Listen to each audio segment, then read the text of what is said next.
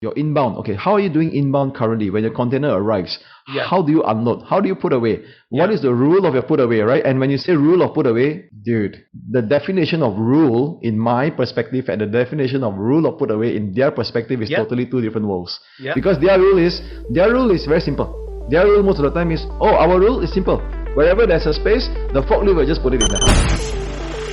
Growing a business requires a holistic approach that extends beyond sales and marketing. This approach needs alignment among people, processes, and technologies. So if you're a business owner, operations, or finance leader looking to learn growth strategies from your peers and competitors, you're tuned into the right podcast. Welcome to the WBS Podcast, where scalable growth using business systems is our number one priority. Now, here is your host, Sam Gupta. Hey everyone, welcome back to another episode of the WBS Podcast. I'm Sam Gupta, your host and principal consultant at independent ERP and digital transformation consulting firm Elevate IQ. The cultural factors drive how users will perceive an ERP or WMS product, as each geography may have different ways of processing transactions. They might also be using terms and keywords that they might not be able to relate with in a system that might be built for completely different geography. But the cultural factors are not only limited to just the terms and keywords. Sometimes what profit may mean in a developed country may be completely different in the developing country. So how complex is the Southeast Asia market, and how are business processes different in this market? In today's episode, our guest, Bernard Hoare, shares his insights into the nuances of the Southeast Asian market.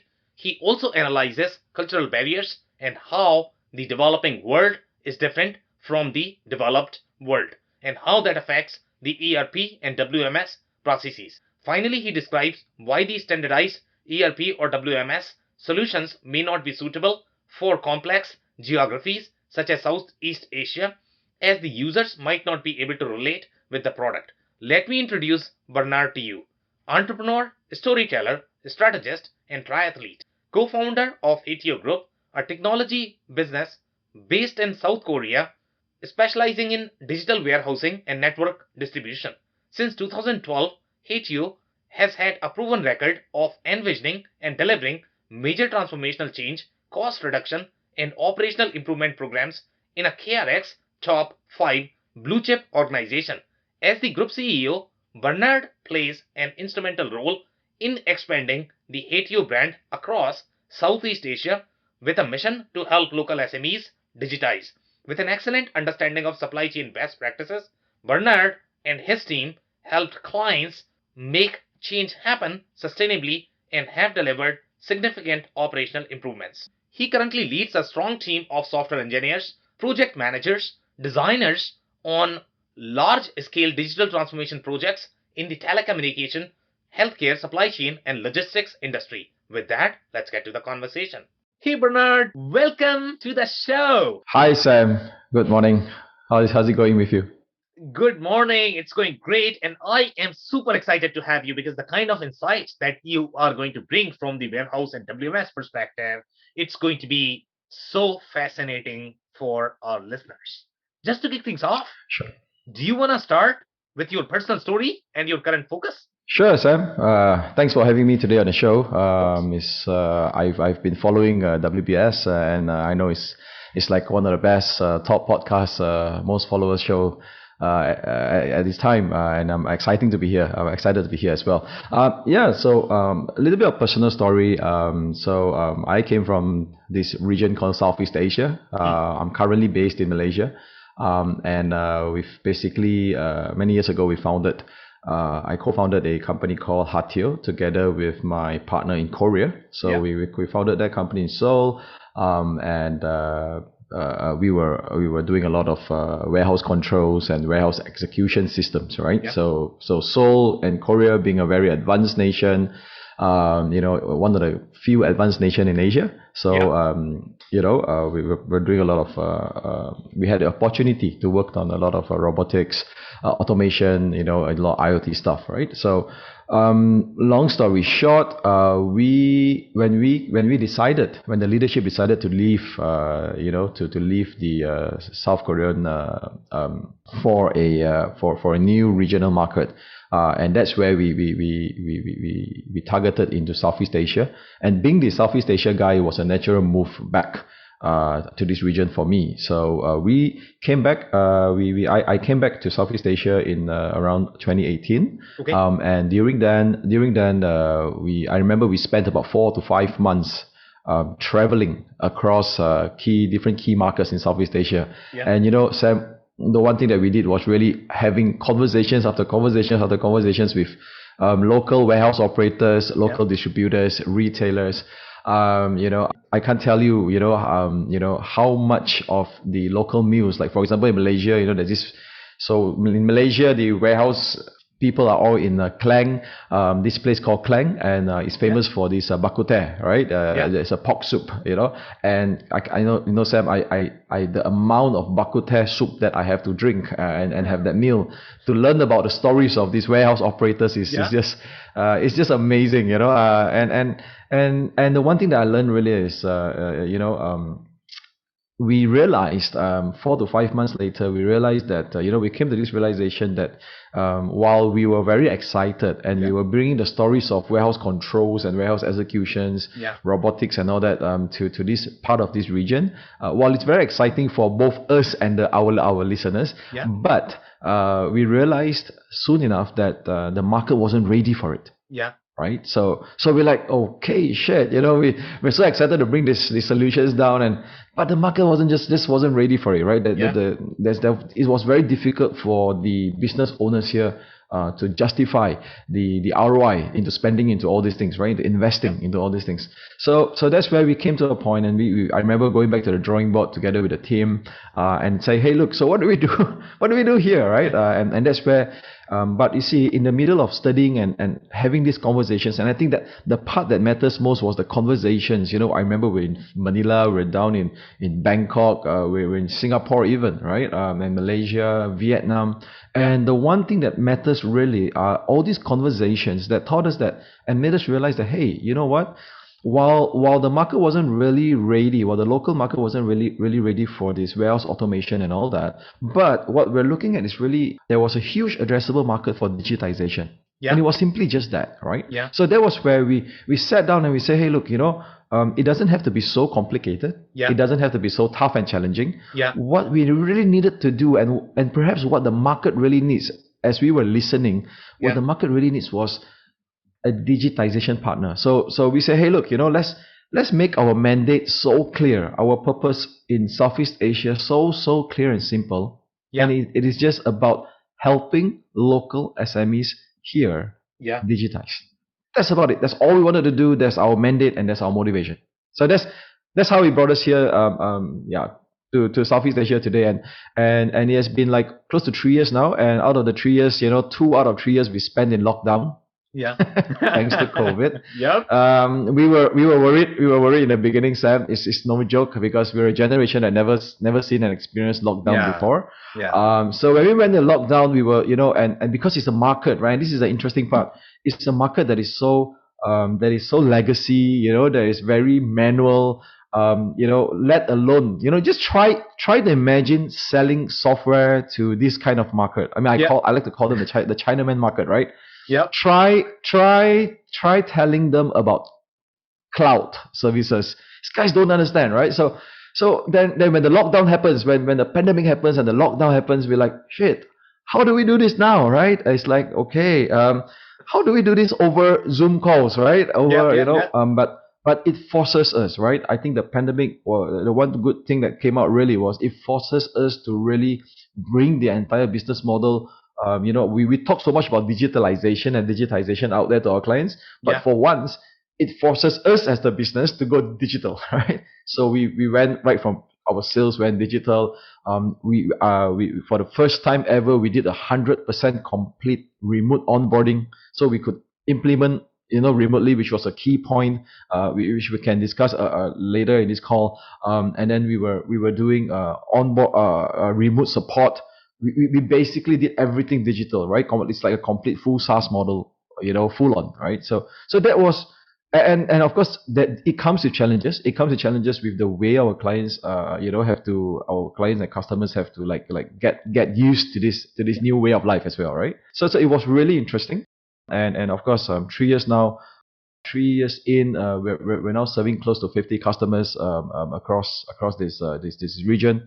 Of course, plans to go into outside of Malaysia got kind of like disrupted a little bit because of no traveling. How do we do this? But again, because of the whole remote implementation that allows us to basically now sitting in Malaysia and being able to do a remote implementation down in Jakarta, down in Singapore. So how cool is that, right? So yeah, that's a little bit of our backstory. It's been interesting. Southeast Asia has been very kind. Of course, we love the culture here. Yeah, so it's been good. Yeah, it's indeed very cool. And I love the way you are bringing a very unique element, although we have had some folks from Southeast Asia on this podcast. But obviously, you have traveled to a lot more countries and you are going to have some of the ground stories, because that's where you have the real intel and insights in my experience. So it's going to be really interesting to dig into those stories. But before we do that, we have one of the standard questions that we ask every single guest. And that is going to be your perspective on business growth. Right. It's a very interesting question, Sam. I've been, as I still always tell the team, I say, look, whatever it is, as far as we grow, every day, the daily growth that we have, always remember to put yourself, and to put ourselves every single second that we are day one. Never look at it as, hey, we are the big boy now. I said no. It's always day one in Hatio, whether it's in Korea or in Southeast Asia's business unit, we always tell our guys it's day one. Today is day one, right? Always go back to day one. And I've always been asked about this question as well, whether from our investors, from our stakeholders, what is our growth like? It's early in 2022. This is the month that I get a lot of these questions, Sam. In fact, 2nd of January. Morning, that was my first question that my investors asked me. So Bernard, how's growth going to be for us 2022? Well, how it shares. It's interesting. The last 20 months has really redefined growth for us, and for me personally as well. It's like it's as good as everything we know about growth has kind of like been disrupted, over how the last 20 months has panned out to be. And today, I'll be honest with you. Personally, I think it's kind of shifted my personal viewpoint on growth.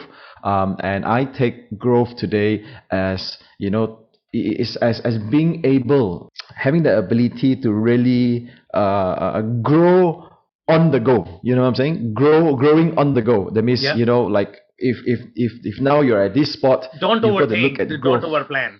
Don't overthink, don't overplan, right? Because seriously, right? I mean, yesterday's news in Malaysia, our health minister came out to the press conference and say, Omicron is here. The wave of Omicron has started in Malaysia. Our R0, the infectivity rate has gone past 1.0. So expect the numbers of cases to go up. Right? So that was the first news.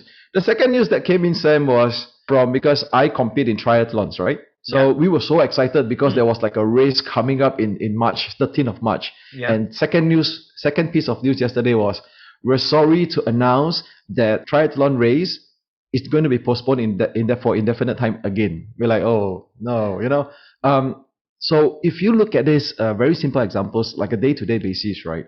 And it's not. I think it's very important to be very, very agile and to be very, very resilient when you talk about growth. When the lockdown happened last too much in 2020, right?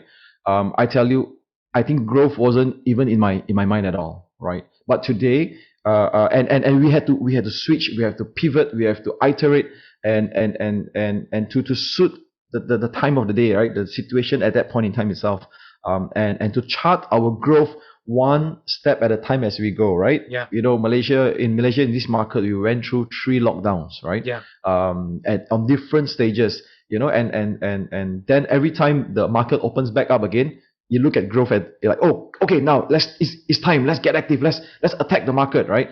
And then after that, while you were getting all ready, your armors and everything ready to attack the market, and then here they goes, oh, the numbers just went up. We're going to go in another lockdown. Okay. How do we report growth in the next quarter? Looks like this growth is not going to happen, right? Yeah. So really, Sam, really, I think, if you ask me, I would say that, and this is what we're training all of our guys to do in the team as well. I say, look, important is to, and ever more, we're placing even more importance on growth right now, not only on the business, but also in every single individual every single individual talent in our company as well, right? We're investing, we're doubling down on that, because you just have to be so agile and so adaptive to be able to say, this is how I want to chart my growth moving forward. So moving forward, but I do see we've from 0 customers in Southeast Asia 2 years ago. Today we are bursting into our 50. We are touching 50, and I would say that it's growth. I would basically judge that as a growth. And if you ask me, the next 1 year in 2022, we hope to double our numbers, helping more local SMEs in the space, whether they are manufacturers, distributors, retailers. The retail segment has really opened up to us. So we're basically. Yeah. Okay, amazing insights there. So now let's get to the core of the conversation. And we wanted to really discuss those WMS related issues. And one of the interesting elements that you bring to the table from the WMS perspective is going to be that international element, especially in Southeast Asian market. So when you go from one country to the next, I don't know if you sort of discovered any differences in the business processes, the way business is conducted in, let's say, South Korea versus your Malaysia. If there are any differences, if any cultural barriers or the cultural, factors influence any sort of warehouse processes. Have you noticed any of that? Every single damn day, Sam. Okay. Every single day. Every single different clients or potential leads that we speak to has this different, and we don't even have to look too far, we don't even have to look like Korea and Malaysia, right? Yeah. Even in Malaysia itself, even within Malaysia itself, right? There are different processes, right? And I was just we were just having this firefighting session. One full day, I locked the entire team down in a room, and I said, and it was our customer experience team, right? Because our customer experience guys are the one that is fun, So my job is to get it penned down, on the contract. And then we hand it over to the customer experience team, right? And when the CX team takes over, that's where the onboarding and training and all those things happen, right? And really that's we begin to realize that that's where the real bottleneck is, because it is during the onboarding that the conversations of the processes of the flows goes really in depth, right? And not only that, the other thing that is very obvious to us is basically the culture of the operations, the people in operations, right? So having said that, we do observe very distinctive behaviors and operations, and just to give an example, between a retailer who manufactures their own product and a retailer that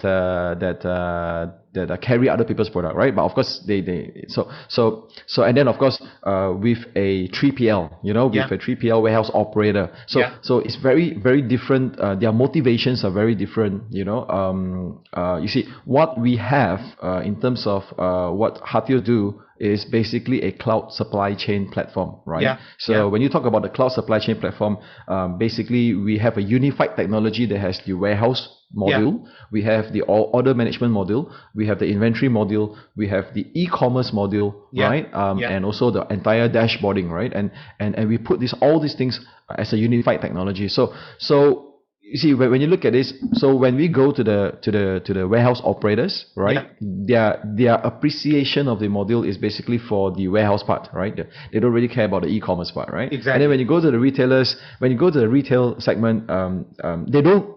It's the other way around. They don't really care about the warehouse part, because fulfillment is not their main core. Their core is, I want to sell more, right? So it's always about the e-commerce and orders to make sure that the inventory is always there and all that, right? And of course, it's a big mess today for these guys, right? So the in terms of the difference in the motivation is already, to begin with, the motivation is already different, right? So, and then of course, the way they operate within their distribution centers, their warehouses, and of course, different culture would have different business processes. You know, the inbound and outbound. I would say, Sam, today that remains our biggest challenge. The biggest challenge wasn't to sell the technology, wasn't to sell the software.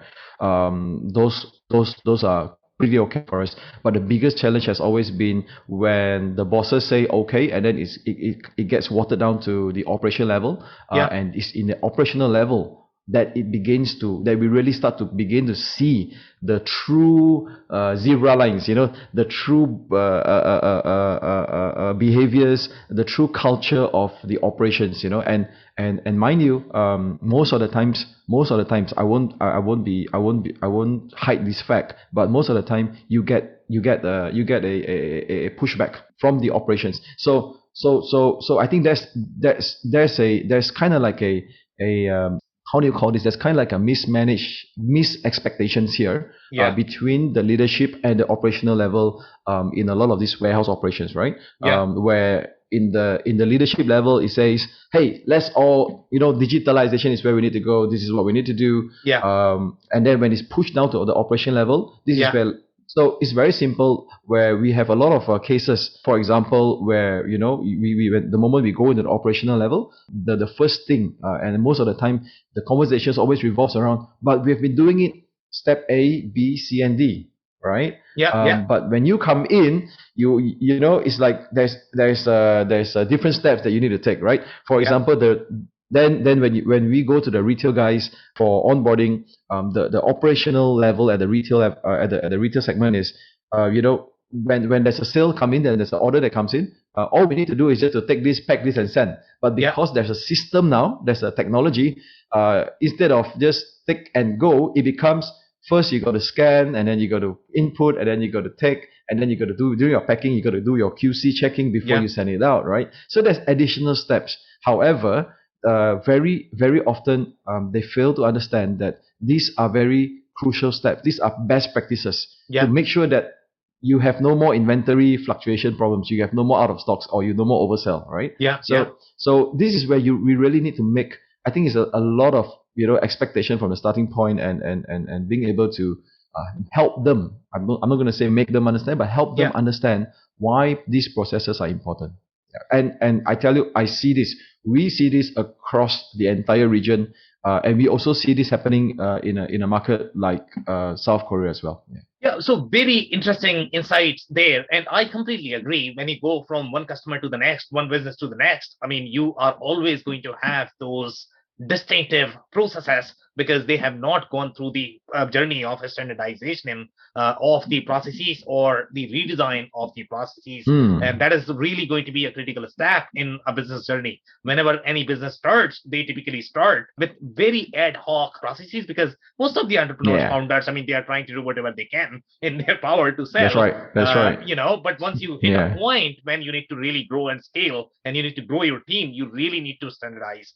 So obviously you are going to do all of that. But one of the things that I was looking at when I am looking at this international aspect, because you actually founded this company and the technology, and you felt that the needs of this market was not really met, and there were some uniqueness in the market and the business processes. So my mind would head to, let's say, if I'm looking for the Malaysian market, if there are any sort of compliance, the regulations, cultural barriers, the way transactions are processed, if they are going to be any different in Malaysia than your Korea, then that would become a very unique business practice that you standardize WMS packages out of the box from the industry. Let's say if we talk about, SAP, Acumatica, Info, Epicor, they have these standardized packages, right? So my assumption is going to be that these packages were not good enough for the geography that you are trying to serve. And that's why you founded a new category that, I need to create something new here.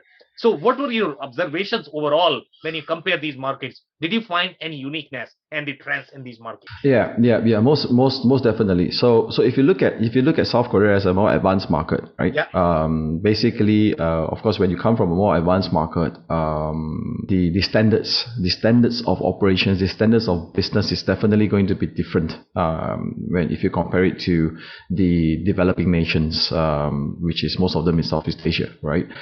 So one of the key things is really when we one of the very early observation and early key learnings when we came to Southeast Asia and expanded our market footprint here was that the one thing that we're asking is why are a lot of these local SMEs, because there's, as you mentioned, there's that WMS is not a new game, right? I mean, it's from the 80s to the 90s, it's been there. And of course, there's always these big players like Info and, SAPs and Manhattan and all those guys, right? And then the question becomes, why isn't the big market, why isn't a huge market of these local SMEs not adopting it, right? I mean, are they facing those issues? Yes, they're facing all those challenges, all those issues. Of course, they are also facing the challenges of being able to cope with the rising e-commerce demands as well. But why are this adoption of this in terms of WMS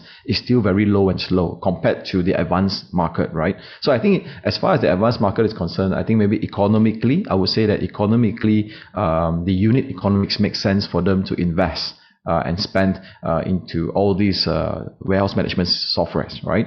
And of course, the other thing that we see in the advanced market also is that I wouldn't say that because people are more educated, not so much of that, but I would say that because they are more well informed, right? And you will also see the other segment in this advanced nation, the other segment where they actually have in-house developers, so they basically engineer their own WMS. So you see a lot of that in this advanced market, right? So when you come to a market like Southeast Asia, now the difference now here becomes number one, and this is the one key learning that I've always like to share is that I find and I realize that a lot of local SMEs, a lot of local businesses in Southeast Asia, the business owners, they are not well informed. Okay. To begin with, so that sets the trigger already, right? It's like they know that their business needs to get to that digitization point in one way or another.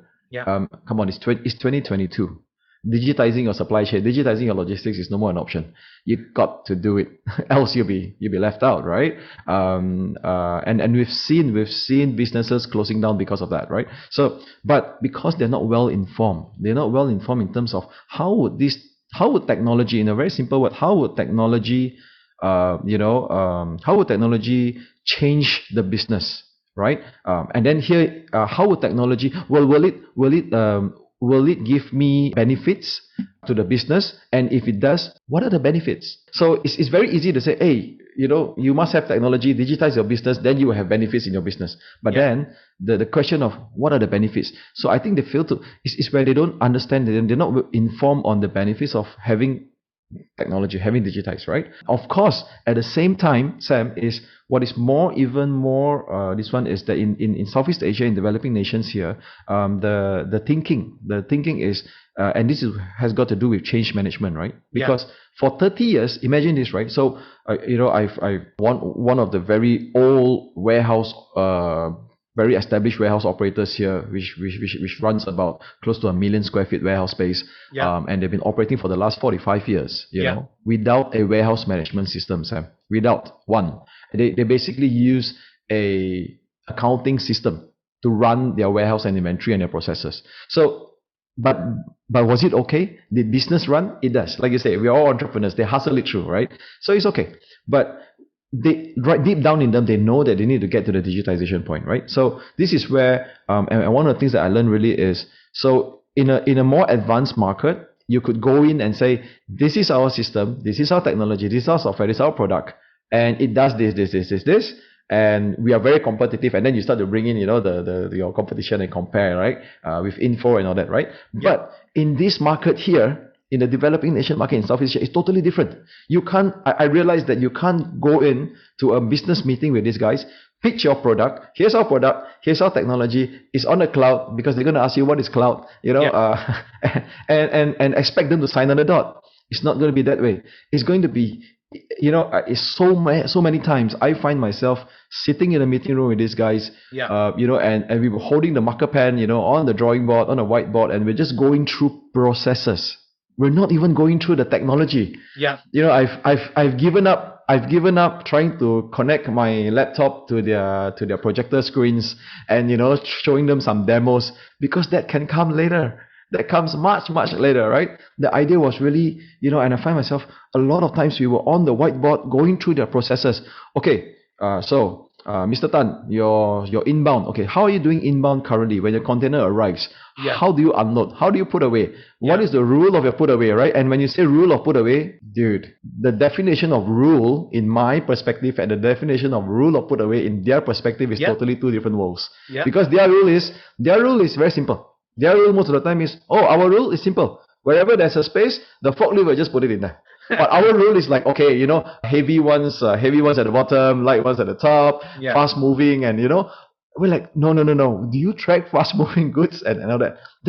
It's not that they don't want to, but they have their own ways of doing that, right? Yeah. So, and it's very human. It's very driven by human decisions. Yeah. By this guy, by this guy who is being hired, and he kind of knows and understands where and what goes where, right? So we spent a lot of time, Sam. We spent a lot of time, hours and hours on the drawing board, going through their processes. Yeah. Right. Once we understand their as-is process, now the next challenge begins. The next challenge is, how do you now tell him that there's actually a better way of doing things? Right. And then the technology comes in as a tool. Yeah. So now I mean, I did that mistake in this market before, right? I start from the tool. I start from the technology. Hey, this is a super sexy, this is a pretty cool technology. It's going to help you grow your business, help you with more efficiency and blah, blah, blah, blah. But I realized all those didn't work. What works was going through their processes, hours and hours on their as-is process. Then you've got to build that more and more conversation to build that trust to say now, okay, this is how we can improve your process. Yep. Oh, by the way, this is the tool that we have called a WMS. Don't worry about the whole cloud thing. Yeah. Here. So it's different, right? I mean, it's very different in terms of and if you talk about and in the Southeast Asian market, there's also another segment of customers, of warehouse operators, where these are maybe the bigger boys, and they have already implemented some WMS or some ERP in one way or another, maybe 20 years ago or 10 years ago, all right? And today we call those legacy systems, right? Because it's very legacy already. These guys can't even connect to e-commerce marketplaces anymore, right? So now, to these guys, another different ballgame. Because why? They've been so used to the way the system has helped them to do things. Yep. It's so legacy that, when we come in, when they engage us and when we come in, their idea is, can you, and it's going to be very funny, right? It could be so awkward. Can you modify your WMS, your product, to be like the product that we've been using 20 years ago? Then we're like, how does this work, right? Yeah. There's no difference, right? So again, now, in fact, it's the bigger challenge now is to now bring this guy who has been using a system for the last 20 years, whether it's a WMS or an ERP system, to now say, look, let's go back to the drawing board, draw your as-is, where are your challenges with your current system, and then when we come in with a no modification WMS, I call it, I always say no modification WMS, and how do we now do this and help you improve on your operations and processes? Now, that one is even a bigger challenge. That is a bigger challenge because there's already something that has already locked their mindset of the way of doing things already. So now you're going in and changing that, right? Imagine how tough that could be. Yeah, so you are bringing some very interesting elements there. And by the way, when you say the South Asian market is probably not going to be as well informed, I can almost guarantee this, okay? Irrespective of the market that you are selling, whether you are selling in the developed or developing market, your challenges are probably going to be similar. Nobody is really looking to buy the cloud technology or cloud supply chain. Correct. They all are trying to solve the business problems and if you focus on the business problems, problems, obviously, then the argument is going to be slightly different. And I completely agree that there is a process of standardizing the business processes. I think you have been hitting on that point for some time now. But the conversation that I want to take, as the next segment is going to be, when I look at the South Asian market from my experience, to be honest, okay, I consider South Asian market as one of the most complex geography, as well as Europe is going to be probably one of the most complex geography as well. And I'll tell you why. Because of the number of languages that you have, the sizes of the countries are fairly smaller. The kind of businesses you have, they are probably going to be very multi-country businesses. And because of that, you have a lot of challenges, because the taxation is going to be different. The localization is going to be different. The terms that you are going to be using are going to be completely different. I'll give you an example. Okay. So when I look at a product from a different country, obviously I am in North America right now. I am used to of seeing products that are going to be North American flavored. Okay. For me, that's very understandable, relatable. But when I look at a product, even from countries like Mexico, even though Mexico is probably part of North America as well, it just looks very alienated as a user. And I'll tell you some of the nuances why it appears very alienated.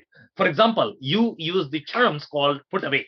Okay, I'm glad that at least you are using that term, because some people might use something else. And when they use that, and if the system says, put away, then it's going to feel very alienated. And they are going to say, hey, can you really change the name? Because I don't really know what this is. I cannot really relate. By the way, this gets really complicated. And I'll tell you what, for example, let's say, in some countries, you are going to have terms such as invoice and receipt. They are going to be used interchangeably. Okay, terms such as revenue and profit, they are going to be used interchangeably. Now that gets really tricky, because you can really miscommunicate and misconfigure the system, and it's going to be a very different business. Did you notice any sort of challenges? Because I can almost guarantee this. Okay, in those geographies, you are going to have a lot of different localization nuances that your standard WMS packages cannot meet, and it's going to be really hard to be able to connect with those packages because they are not really designed for the geography. Have you seen any similar experience or challenges? It's like goods arrival notice versus advanced shipping notice. Yep. And you go like, it's the same thing, man. Yes, and I think Sammy, you're right. And this will remain. I would say it's going to be a very tough.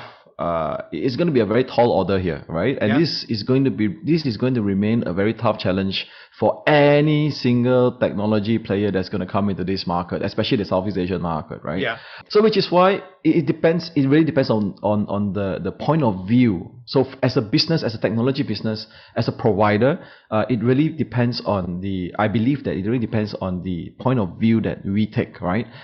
Because if we take it from the point of view of a product company, that means we are very product centric. Then that challenge becomes even more obvious, right? Because it's like, it's as good as like you say, some people say put away, and some warehouses will use a different term, right? Even unloading, can you imagine some warehouses, some operations doesn't have the unloading phase. So you'll be like, you don't have the unloading phase, then what it is?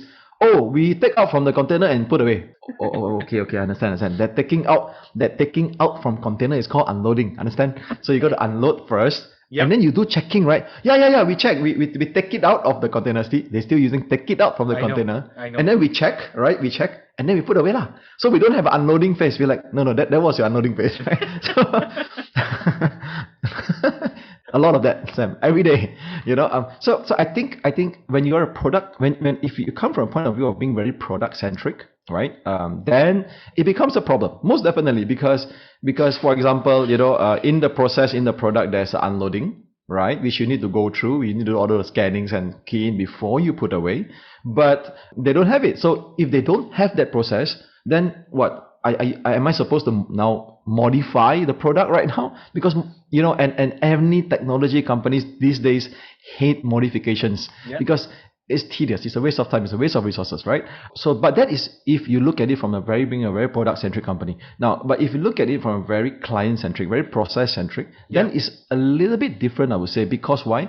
So, for example, in what we do is we look at it from the point of view of from the process. And also, we looked at it, and one of the missions, again, tall order, but one of the mission of ours is to basically create industry standards.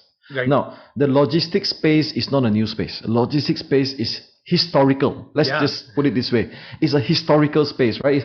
It goes down all the way hundreds of years of how China came to this part of the world and how the Europeans were here already, and all that, right? It's very historical. So if you look at in such a way, then it becomes, which is why there's no industry standards today. So if you talk about the logistics, you talk about only let's just scope it down to only the warehouse operations. If you talk about only the warehouse operations, there isn't an industry standards, and it makes it really, really tough for technology to break in, right? So which is why over the good number of years, if you look back over the last 10, 20 years, technology that breaks into, that is being installed or being deployed in warehouse operations is there, and it never goes. It never goes away because it's very painful to change technology in a warehouse. And that's a fact. That is a fact, right? So if I look at it, is basically the me to basically the question becomes, how do we create these industry standards? How do we bring, to a certain extent, our discussion has also went into like, okay, it's good, and we really love to go to clients that their second generation is taking over, and their second generation is like you and me. If we can now all begin, and I believe there's hope for this, if we can now all begin to standardize, to a certain extent, standardize the industry standards, then technology becomes very helpful. We try to do integrations with ERP systems, right? And it's tough. It's tough not because of the capabilities of the engine. It's tough because of the mapping of the data. Exactly. There's a set of data. Set of data is like, but it's the same. I always find ourselves asking this question. This data and this data point is the same thing. Just that call it different. Exactly. Why is it like that? Yeah. And the more legacy the system is, the worse it gets. Right. So I agree with you. Standardizing it becomes, I think it's going to be the next formula that the next big question that technology providers and even if we can really move and influence the warehouse operators, the warehouse business owners, to basically look at it and say, hey, let's all create this industry together, right? Because if it becomes an industry standards, then supply chain can be even more efficient, right? Supply chain can be even more agile because, we are all talking about the same language in that sense. Yeah. So. Right. Amazing conversation. So that's it for today. Do you have any last minute closing thoughts or remarks for our listeners? Well, I mean, on this topic of, implementation, onboarding, deploying WMS and all these stories, I'll just like to say this, that, while implementing a WMS, and because I know that a lot of our listeners here probably are, it's not about, I'm not here trying to market a product, but I'm just here to kind of give all of us a school of thoughts and leave us with a school of thought here, right? Yep. While implementing a WMS today, with no modifications, would have been out of the question 10 years ago, right? Maybe 10 years ago, if there's someone who comes in with a WMS and you say cannot modify, they say, oh wow, cannot modify, no way, man, right? But today it is a very real option. It's a very real option for a lot of companies today, right? In fact, it should be the expectation and starting point, rather than assuming from the beginning that there must be some system modification that happens when I sign up for this, right? So make that the expectation from the starting point, from the get-go, right? For example, today most of our clients who are either upgrading to a new WMS or who are onboarding a WMS for the first time ever, right? Most of them have come to the point to understand, and it's actually positive signs, right? They have come to understand and now choosing to reduce modifications. So instead of asking you to reduce, to keep modifying the system until, sometimes they modify until we also do not know what this animal looks like right now, right? So instead of, they're now choosing to reduce the modification by 80 to 100%, right? And many have seen a lot of benefits to this no modification approach, right? So and to focus on improving the processes, And I believe that's where a lot, that's where a lot of for a lot of technology providers out there, perhaps this could be a better value add, rather than just focus too much on the product, being very product centric and just focus on function and features and functionalities. Is basically focusing on the processes and of course the business operations of it. Yeah. So yeah, I just like to leave that as a school of thought, to say, hey, look, future is bright, and the best of breeds of technology providers are all around. So take time, source them out, focus on your process, and trust the process to work. Yeah. Okay, amazing advice there. And my personal takeaway from this conversation is going to be the cultural factors, play a very important role in terms of the system reliability and the system adoption. So make sure that you are understanding the nuances of the geography you are serving in, and make sure your system is going to be compliant and users are going to be able to relate and connect with it. On that note, I want to thank you for your time and insights. This has been a powerful conversation. Thank you so much, Sam. You stay safe. I cannot thank our guests enough for coming on the show, for sharing their knowledge and journey. I always pick up learnings from our guests, and hopefully you learned something new today. If you want to learn more about Bernard, head over to hatiolab.com. It's hatiolab.com. Links and more information will also be available in the show notes. If anything in this podcast resonated with you and your business, you might want to check other related episodes, including the interview with Kevin Lee, who shares his insights into cross-border e-commerce practices and challenges for the Southeast Asia market. Also, the interview with Kevin Paramore, who discusses the nuances of robotic automation of warehouse and manufacturing processes. Also, don't forget to subscribe and spread the word among folks with similar backgrounds. If you have any questions or comments about the show, please review and rate us on your favorite podcasting platform or DM me on any social channels. I'll try my best to respond personally and make sure you get help.